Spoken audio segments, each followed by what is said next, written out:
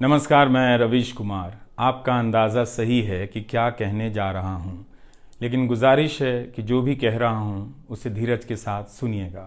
बेटी विदा होती है तो वो दूर तक पीछे मुड़कर मायके को देखती रहती है।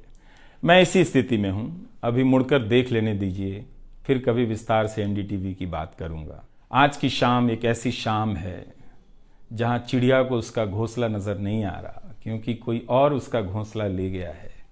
मगर उसके सामने थक जाने तक एक खुला आसमान ज़रूर नज़र आ रहा है।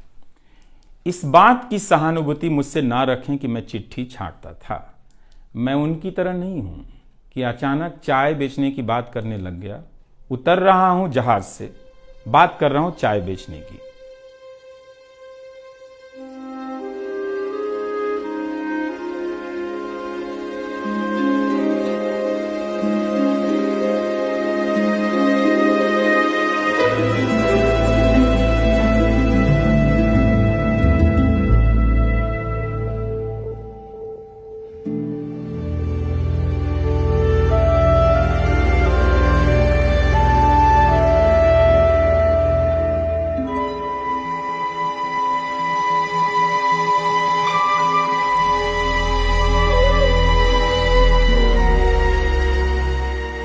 नमस्कार, मैं रवीश कुमार। आपका अंदाज़ा सही है कि क्या कहने जा रहा हूँ, लेकिन गुजारिश है कि जो भी कह रहा हूँ उसे धीरज के साथ सुनिएगा।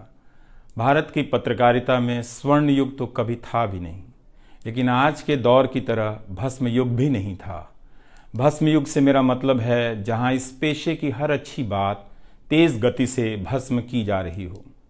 यह दिन भी आना ही था। इस देश में अलग अलग नाम वाले अनेक चैनल हो गए हैं, मगर सब हैं तो गोदी मीडिया ही। उसका परिवेश, उसका इकोसिस्टम, पत्रकारिता का और माहौल सब खत्म कर दिया गया है। मगर पत्रकारिता करने और कराने का दावा भी सब कर रहे हैं। खासकर वो भी कर रहे हैं जो उसी सत्ता का हिस्सा माने जाते हैं, उसी के रूप में देखे जाते हैं, जिसकी ताकत से हर दिन पत्रकारिता इस देश में कुचली जा रही है। जब वो कहे कि वह उच्च स्तरीय पत्रकारिता करना चाहता है, तब ऐसा दावा करने वालों को जरा संदेह की निगाह से देखिए। गोदी मीडिया और सरकार भी पत्रकारिता का अपना मतलब आपके ऊपर थोपना चाहती है। अगर इसका मतलब किसी भी रूप में वही है, तब आप एक बार फिर से झांसे में आने वाले हैं। बेटी विदा होती है तो वो दूर तक पीछे मुड़कर मायके को देखती रहती है। मैं इसी स्थिति में हूँ, अभी मुड़कर देख लेने दीजिए, फिर कभी विस्तार से एनडीटीवी की बात करूँगा। लोगों के बारे में और एनडीटीवी के बारे में, डॉक्टर रॉय, राधिका रॉय के बारे में भी। मैं कई लोगों की प्रतिक्रियाएं पढ़ रहा था। बहुत सी बातें तो मुझे आज ही पता चली। हैरानी हुई कि हर किसी के पास एनडीटीवी का एक अलग ही किस्सा है। वाकई उन 27 वर्षों के बारे में ठहर कर और संभल कर बात करने की ज़रूरत है।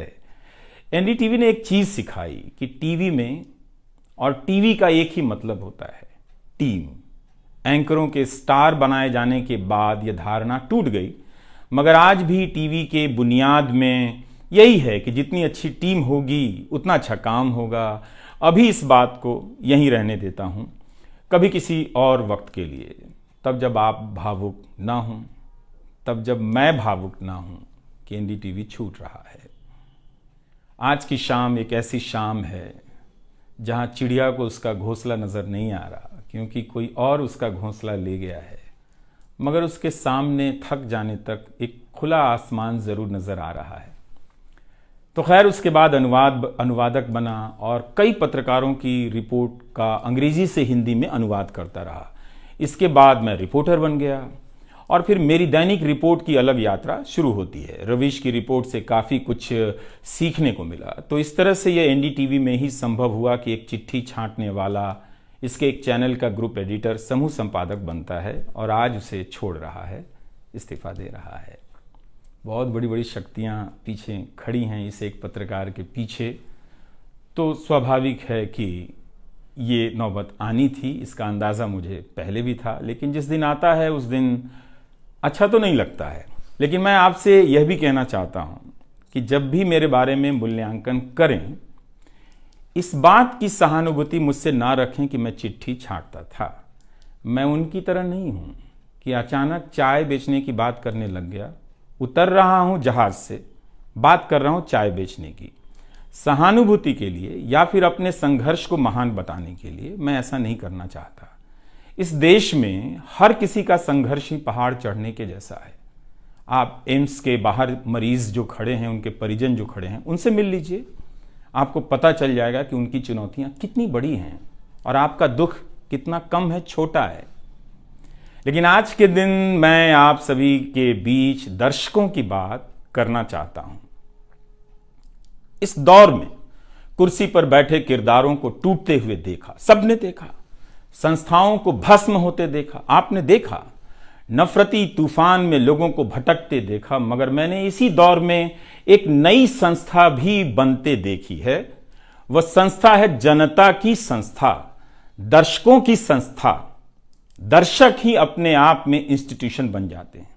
आप दर्शकों की संख्या भले कम है, मगर आप दर्शकों ने मिलकर जर्जर किए जा रहे इस लोकतंत्र में जनता नाम की संस्था का पौधा सूखने से बचा लिया। एनडीटीवी में मुझे जब भी अवसर मिला मैंने जान लगा दी।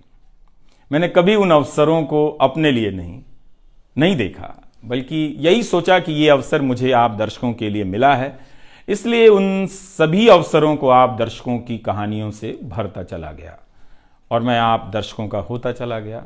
आपका दावा मुझ पर बहुत बड़ा है, मैं जानता हूं।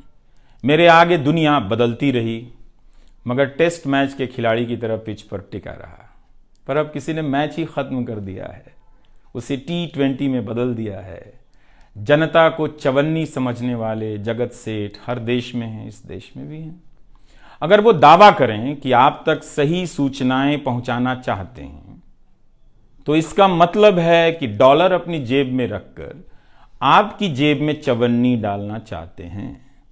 पत्रकार एक खबर लिख दे तो जगत सेठ मुकदमा कर देते हैं और फिर सत्संग में आकर प्रवचन भी देते हैं कि वे पत्रकारिता का भला चाहते हैं। कानून की आड़ में अब अधिकार कुचले जा रहे हैं, अभिव्यक्तियों को रौंदा जा रहा है ताकि सारे अवैध काम वैध नजर आए। इस समय मेरे रास्ते निश्चित नहीं हैं, निश्चित हैं तो सिर्फ हौसला है। उसका भी क्या भरोसा, कभी आसमान में होता है, कभी पाताल में।